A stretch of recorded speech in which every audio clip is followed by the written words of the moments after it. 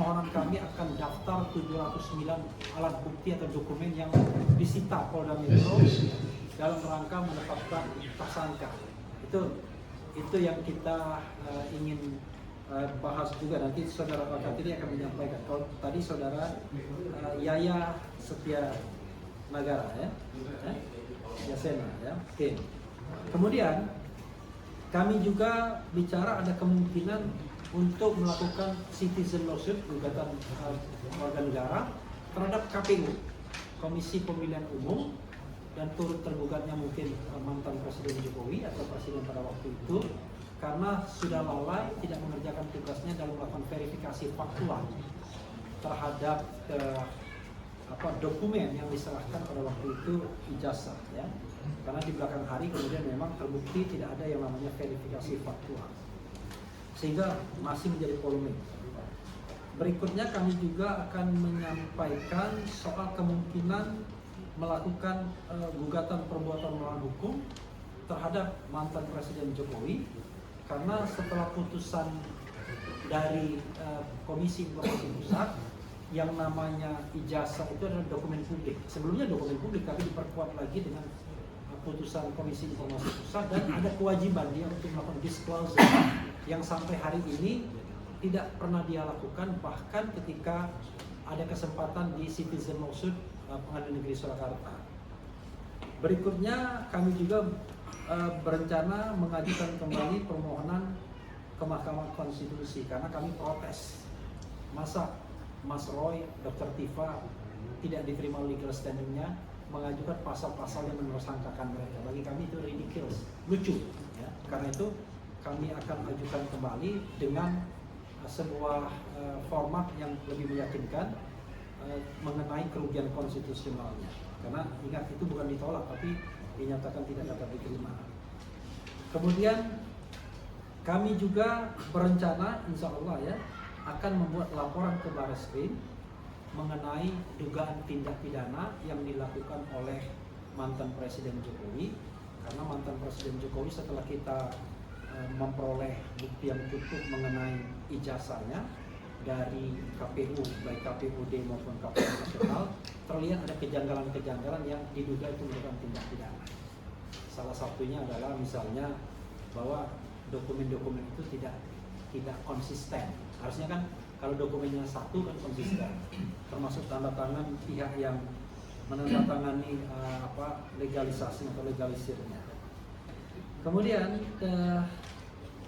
kami juga barangkali akan mengajukan gugatan perbuatan melawan hukum mengenai kemungkinan proses yang sudah overtime ini. Ya, nanti akan kalau kita lihat kawan-kawan semua, sebenarnya penanganan perkara Tifa Roy atau Troy ini sudah melampaui limit waktu yang ditetapkan baik KUHP lama maupun KUHP baru. Yaitu harusnya sudah lewat. Kalau KUHP lama mengatakan setelah P19 dikembalikan oleh jaksa, harusnya dibalikin lagi 14 hari jangka waktunya. Kalau misalnya dikembalikannya 27 Januari, ya tambah 14 hari, harusnya bulan Februari, ini sudah bulan Maret, bahkan akhir Maret. Demikian juga kalau menggunakan KUHP yang baru. Tetapi kami juga akan menyurati kembali soal pemeriksaan saksi dan ahli kami kloter ketiga yang sesungguhnya sudah kami ajukan dan kelihatan juga prosesnya mandek. Itu kawan-kawan yang akan kami ajukan. Nanti saya akan minta beberapa teman untuk menambahkan ya.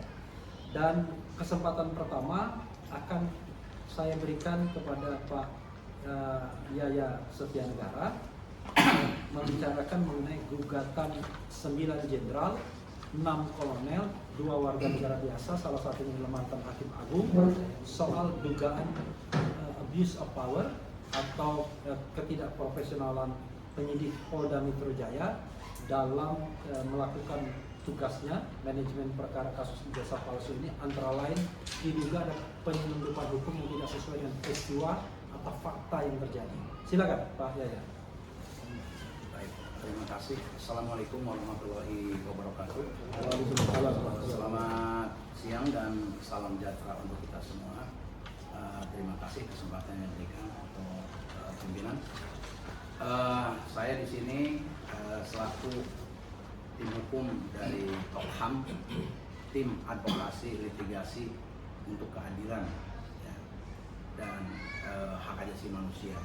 Jadi kita bicara Tokham, kita ngobrol tentang hak asasi manusia di sini ya. Makanya nama tim kami seperti itu. Adapun kami di sini jumlahnya 10 orang bertindak selaku atas nama dari 17 warga negara RI, sebagaimana tadi disampaikan oleh pimpinan. Ada 9 jenderal, mohon izin mungkin 2 aja saya sampaikan, mungkin tidak asing lagi di sebelahnya beliau Bapak Maijen Purnawiran Sunarko. Kemudian yang di sebelahnya juga Bapak Lasma TNI Purnawiran DRG Mulyono Aladin SIP. Lasma itu Laksamana pertama. Ya. Itu mungkin yang lainnya saya tidak sebutkan. Namun yang sipilnya ada juga di sini. Tadi disampaikan bahwa beliau mantan Hakim Agung Bapak Dwi Sucahyo. Iya, maksudnya gitu. Orang sipilnya kan ada 2, tapi di sini ada Pak Dwi Sucahyo, beliau mantan Hakim Agung. Udah ketemu tadi di musola juga dengan saya. Terima kasih Pak Dwi. Baiklah, terkait dengan masalah ini kita warnanya beda ya. Kalau kemarin itu bicara tentang masalah ijazah palsu, kita di sini bukan berbicara tentang itu, tapi terkait dengan adanya sesuatu yang keliru. Ya. Nah, artinya di sini dari Forum Purnawirawan TNI mengajukan gugatan citizen lawsuit ini karena merasa prihatin ya, dan kecewa. Artinya dalam penegakan hukum yang belakangan ini yang dilakukan di Direktorat Reserse Kriminal Umum Polda Metro Jaya, khususnya di unit Kamdek Polda Metro Jaya, sehubungan dengan perkara pidana yaitu klaster kedua. Hampir sama kaitannya, cuma kita bukan berbicara tentang ijazah palsunya ya, tapi penegakan hukumnya, di mana di situ ada hal-hal yang perlu kita ketahui bersama-sama.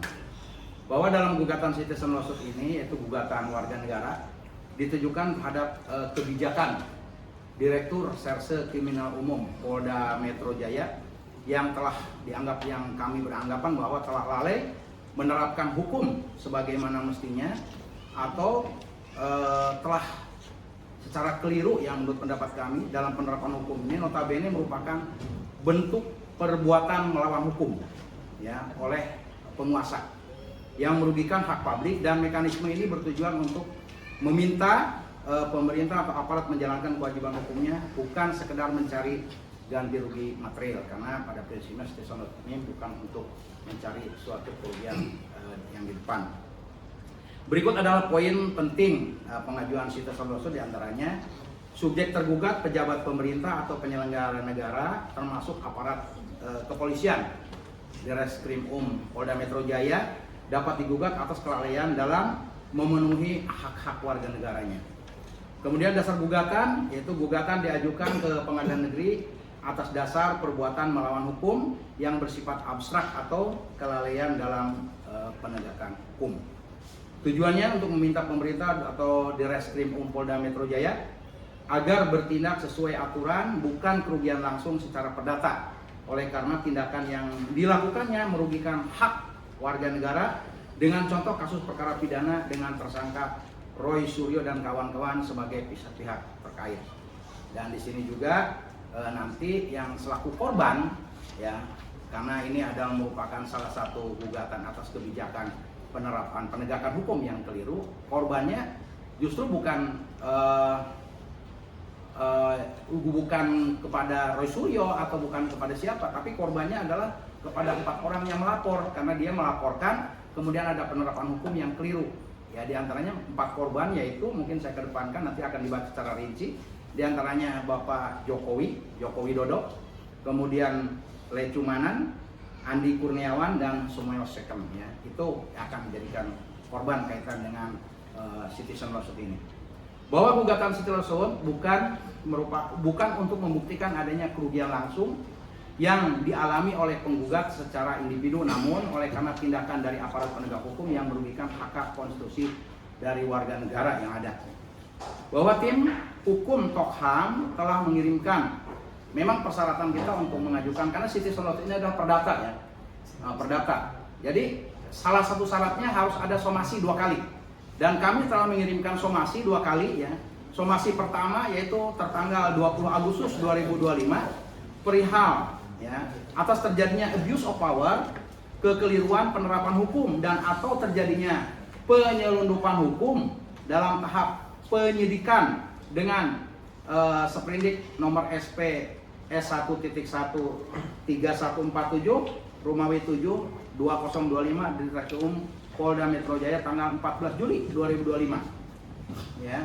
Ini tanggal 14 Juli 2025. Kemudian kami susul lagi dengan surat somasi kedua tanggal 10 November 2025 dengan hal yang sama juga, namun tidak ada balasannya. Ini sudah terpenuhi syarat kita untuk melaksanakan somasi 2 kali, akhirnya kita melaksanakan gugatan citizen lawsuit.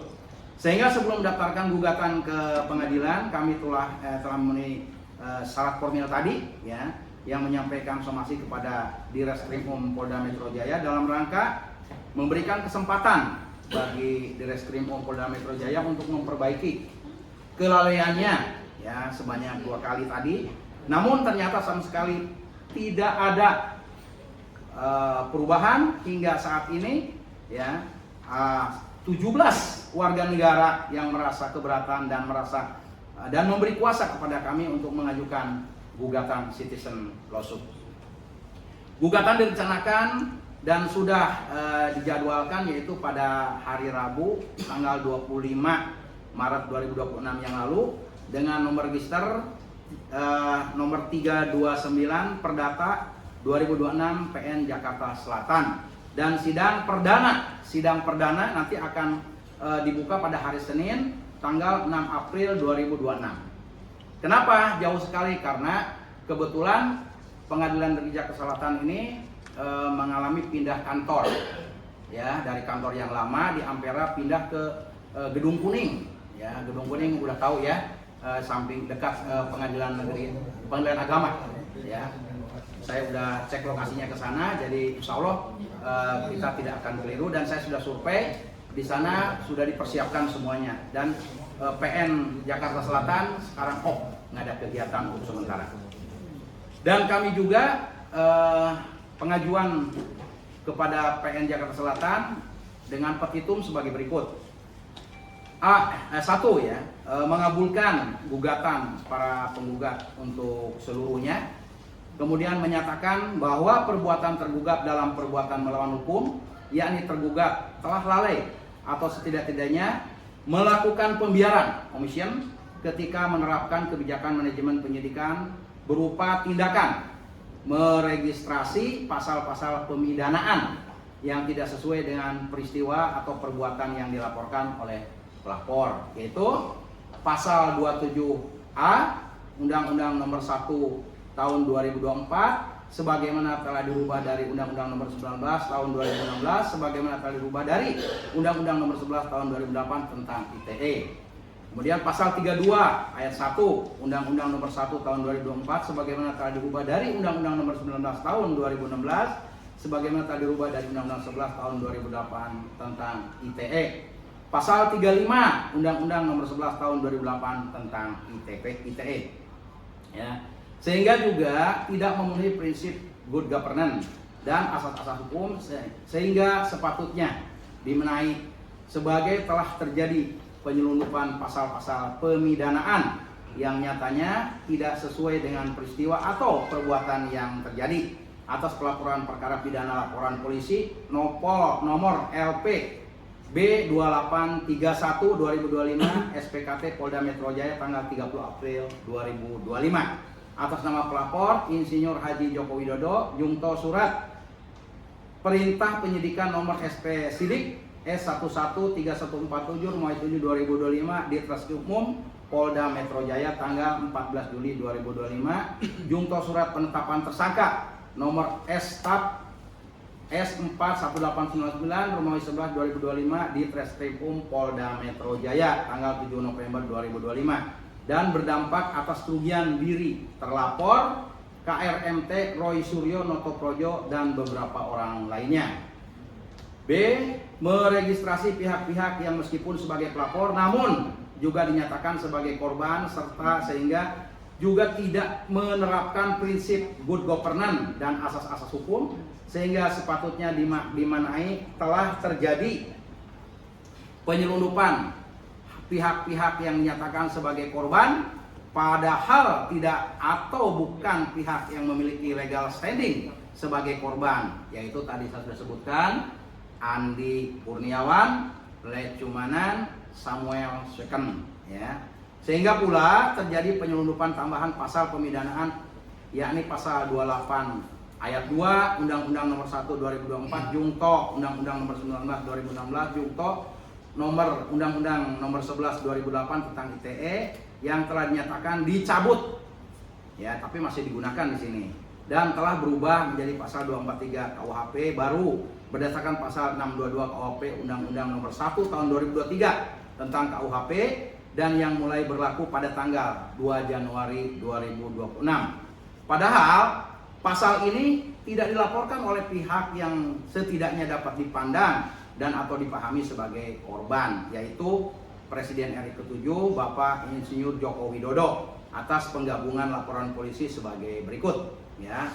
Nomor LP-nya LPB 2831 2025 SPKT Polda Metro Jaya tanggal 30 April 2025 atas nama pelapor Insinyur Haji Joko Widodo sesuai dengan laporan polisinya. Dengan nomor LP LP 978 2025 Polres Jakarta Pusat Polda Metro Jaya atas nama pelapor Andi Kurniawan. Kedua, nomor LP B1387 2025 Polres Metro Jakarta Selatan tanggal 26 April 2025 atas nama pelapor Lecumanan. Nomor LP 976 2025 Polres Metro Bekasi Kota tanggal 5 Mei 2025 atas nama pelapor Maret Samuel Second, ya.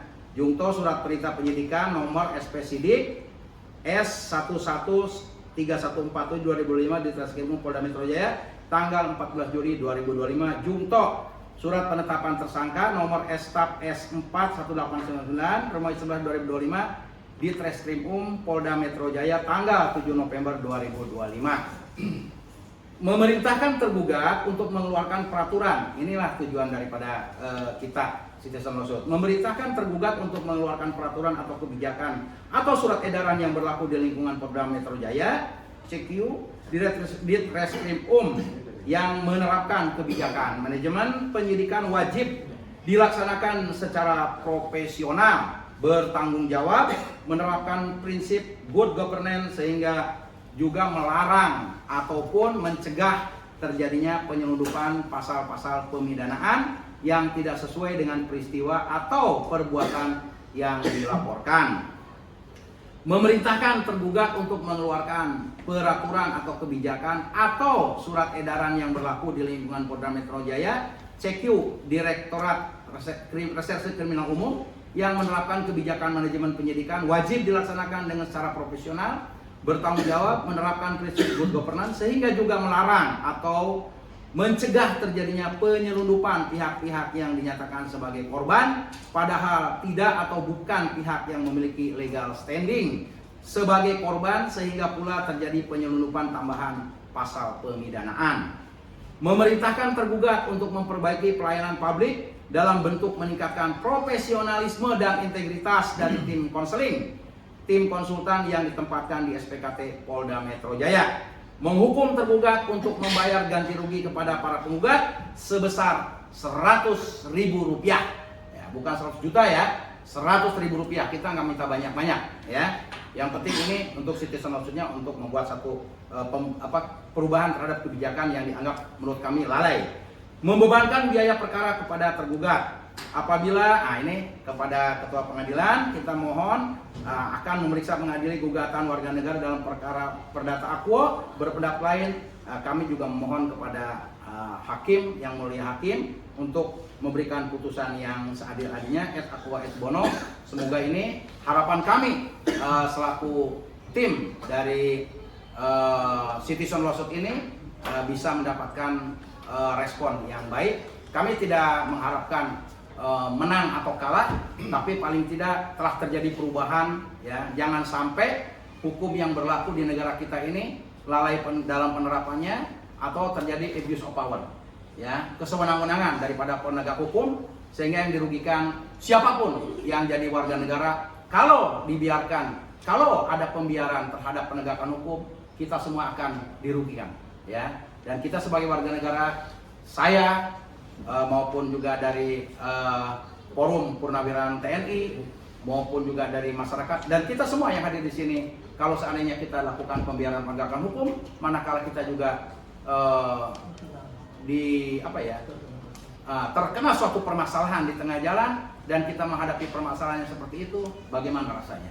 Ya, mari kita tegakkan hukum sebaik-baiknya di negara Republik kita ini. Semoga bisa berjalan sesuai dengan yang seharusnya dan secara profesional dilakukan oleh para penyidik kita.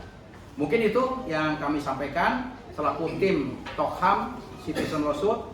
Semoga apa yang kita lakukan di bulan Syawal ini, insya Allah kita dilindungi Allah Subhanahu Wa Taala dan semoga kebenaran selalu berada di atas segalanya. Terima kasih. Wabillahi taufiq wal hidayah. Assalamualaikum warahmatullahi wabarakatuh. Waalaikumsalam warahmatullahi wabarakatuh. Tadi itu ya. Jadi jumlahnya ada 17 orang.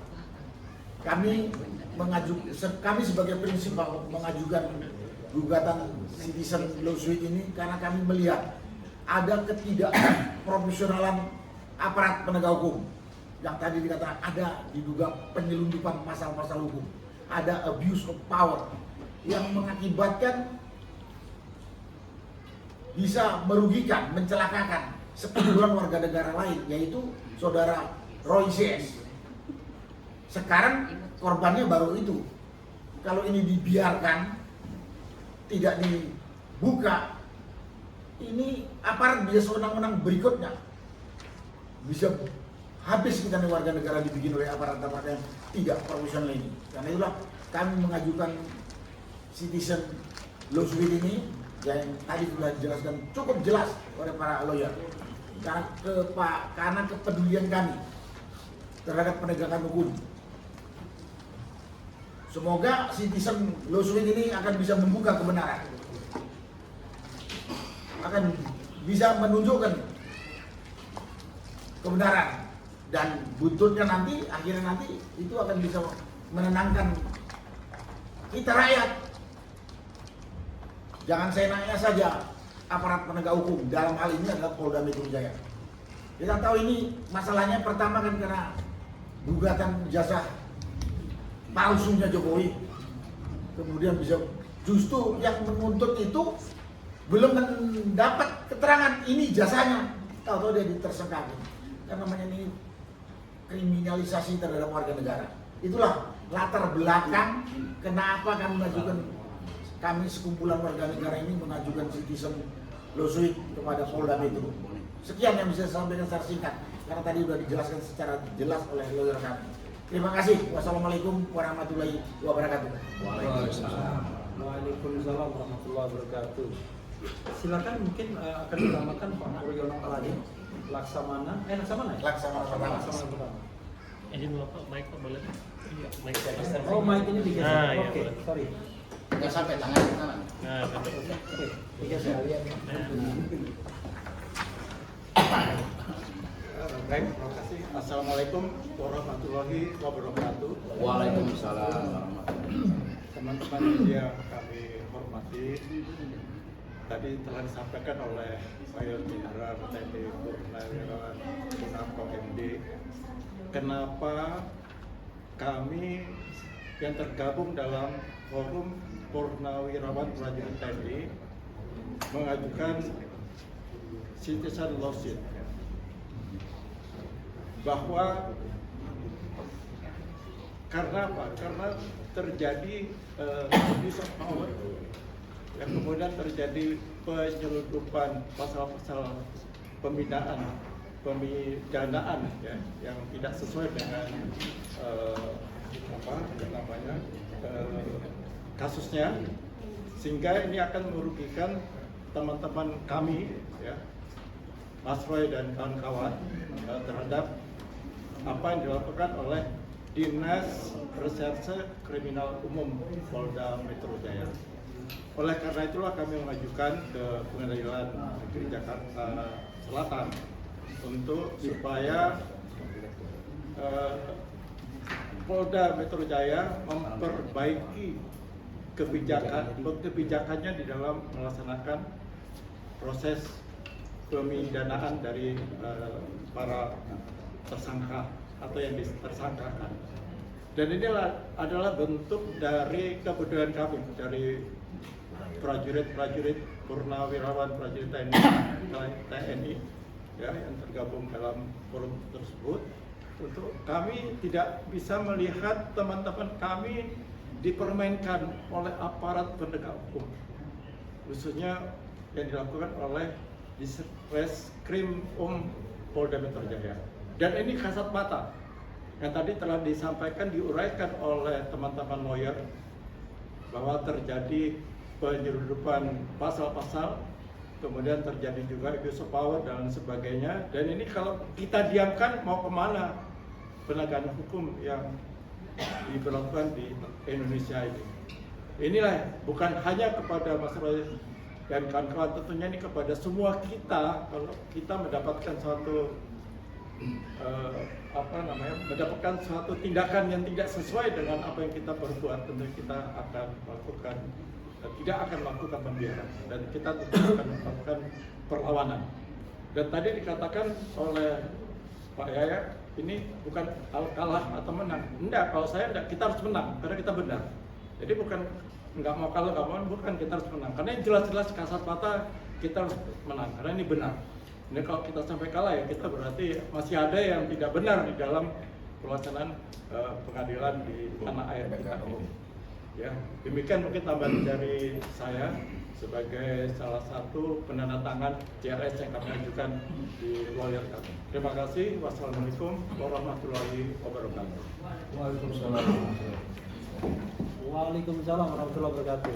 Selain dua mantan jenderal, kita bilang aja jenderal, pokoknya yang namanya Laksamana sama jenderal itu ya jenderal. Ini ada mantan Hakim Agung Pak Dwi Sucipto, Dwi Cahyo yang juga menjadi bagian dari 17 penggugat. Silakan. Mungkin sebagai mantan Hakim Agung, apa yang dilihat dalam proses ini? Silakan. Baik, terima kasih. Assalamualaikum warahmatullahi wabarakatuh. Waalaikumsalam warahmatullahi wabarakatuh. Saya hanya ingin menambahkan, tapi saya tidak akan mengulang apa yang sudah disampaikan oleh Bang Refli dan Pak Sunarko dan Pak Mur. Tetapi saya akan melihat dari sisi hukum dan inilah saat yang kami tunggu-tunggu sebetulnya. Jadi mengenai apa yang tadi juga disampaikan oleh Bang Refli, ada satu hasil pemeriksaan dari Polri, kemudian yang sudah dikirim ke kejaksaan, kemudian dikembalikan oleh jaksa. Betul yang disampaikan oleh Bang Refli tadi, ini nggak bisa lama-lama. Persoalannya adalah sekarang ini seharusnya jaksa di dalam undang-undang KUHP nasional, jaksa harusnya sudah membuat surat pemberitahuan kepada penyidik agar menyelesaikan apa kekurangan-kekurangan yang menjadi penilaian daripada jaksa. Jika itu tidak dilakukan sampai dengan tanggal penetapan yang diinginkan oleh jaksa, maka jaksa memerintahkan untuk di SP3-kan. Seperti itu. Nah, ini saya lihat masih terus berlanjut. Betul Bang Refli ya? Ya. Belum ada pengembalian hasil pemeriksaan yang dikirim yang ditolak oleh jaksa karena ada kekurangan. Kemudian gugatan yang nanti kita ajukan, tentu kita berharap kepada hakim, ya, karena hakim ini kan mempunyai satu langkah-langkah hukum yang positif ya, kalau saya Jadi kita berharap bahwa langkah hukum yang akan nanti dilakukan oleh Pengadilan Jakarta Selatan, oleh Majelis Hakim, bahwa Majelis Hakim harus berani melakukan yang namanya judicial activism. Harus itu. Nah, karena di situ tentu yang kita harapkan adalah di dalam judicial activism itu ada hak diskresi yudisial terhadap hakim. Disitulah kesempatan hakim untuk menyidangkan persoalan ini, ya, yang kita ajukan gugatan perbuatan melawan hukum ini. Tidak ada lagi nanti alasan macam-macam, padahal seorang hakim sudah diberikan ruang mengenai proses hukum yang akan dilakukan, langkah-langkah termasuk melakukan judicial activism. Disinilah nanti akan kita uji keberanian seorang hakim di dalam memutus perkara ini. Kita lihat, mudah-mudahan, insya Allah, dan saya yakin hakim nanti yang menangani masalah ini adalah hakim. Saya yakin, saya tahu persis ya, di Jakarta Selatan itu hakim-hakimnya cukup punya potensi yang pengalaman yang sangat memadai ya. Di Jakarta, kalau sudah masuk di Jakarta, di DKI, itu tentu hakim-hakim pilihan semua. Dan saya yakin hakim-hakim di Jakarta Selatan nanti itu akan melakukan yang terbaik, yang akan memenuhi keadilan untuk kita semua. Terima kasih. Assalamualaikum warahmatullahi wabarakatuh. Waalaikumsalam warahmatullahi wabarakatuh. Kawan-kawan semua ya, sebelum kita lanjutkan dengan materi Troya, saya ingin memberikan kesempatan kepada kawan-kawan kalau ingin bertanya. Jangan sampai sudah jauh semua, nanti apa maksudnya ini dan lain sebagainya. Ada nggak yang mau bertanya? Silakan. Ya. Agak gede suaranya. Iya, Bang izin saya dari Kompas TV pengen tanya, artinya sekarang kasusnya itu di Polda itu statusnya P19 atau seperti apa? Ya. Berarti kan dikembalikan dari kejaksaan ke penyidik gitu ya. Nah, yang kedua mungkin sedikit aja Bang, mungkin konklusi aja dari gugatan ini Ya. seperti apa? Tadi penyuluhan kelalaian dan juga penyuluhan hukum yang dimaksud seperti apa? Iya, nanti saya minta Pak Yaya akan menambahkan ya. Kalau soal P19 sebenarnya kan time frame-nya udah lewat. Oh, iya. Karena kan kasus itu hasil penyidikan diajukan pada tanggal 13 Januari. Kemudian dikembalikan pada hari ke-13 yang saya mendapatkan informasi langsung dari dari jaksa ya. Itu berarti kalau 13 tambah 13 itu 26 kan? Nah, berdasarkan KUHP yang lama itu kan ini menggunakan KUHP yang lama karena menggunakan pasal peralihan itu. Nah, mereka menggunakan KUHP yang lama, berdasarkan KUHP yang lama pasal 138 ayat 2 hanya ada waktu 14 hari sebenarnya untuk memperbaiki apa yang diminta dan kemudian dikembalikan lagi dan menjadi P21 atau apapun.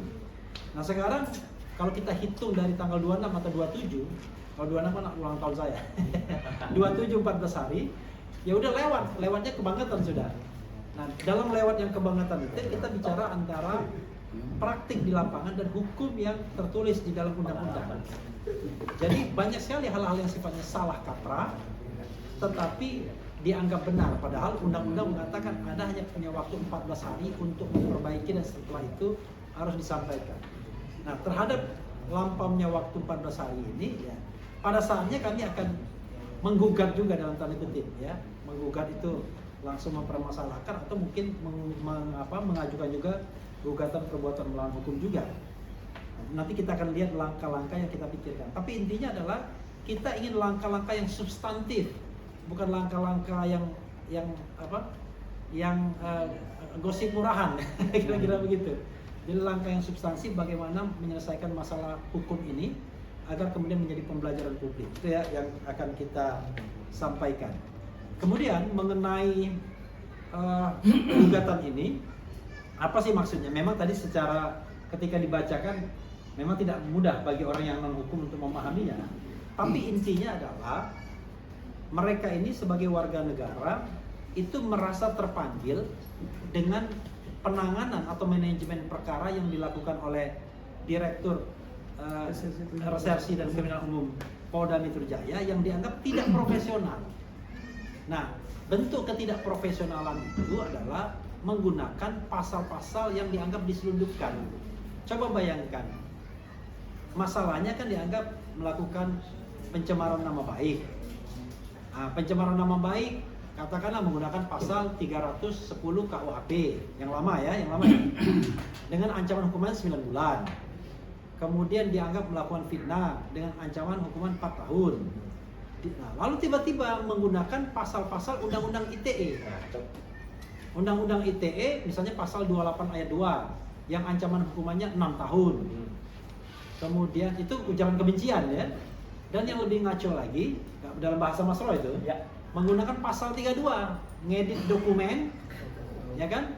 Ngedit dokumen lalu dengan ancaman hukuman 8 tahun. Lebih gila lagi tadi pasal 32 ayat 1 Undang-Undang ITE ya. Yang lebih gila lagi menggunakan pasal 35 ngedit dokumen yang palsu seolah-olah jadi otentik. Artinya kan Pak Jokowi mengakui bahwa dokumennya tidak otentik, diedit oleh Mas Roy jadi otentik, kan begitu? Dengan ancaman hukuman 12 tahun. Nah ini bagi kita ngawur. Rupanya ditangkap juga oleh bapak-bapak TNI ini dan kemudian menggandeng Toham untuk menyampaikan gugatan citizen lawsuit agar kemudian ini menjadi perhatian sebagai sebuah kebijakan umum dan kebijakan khusus tentunya yang nanti bagaimana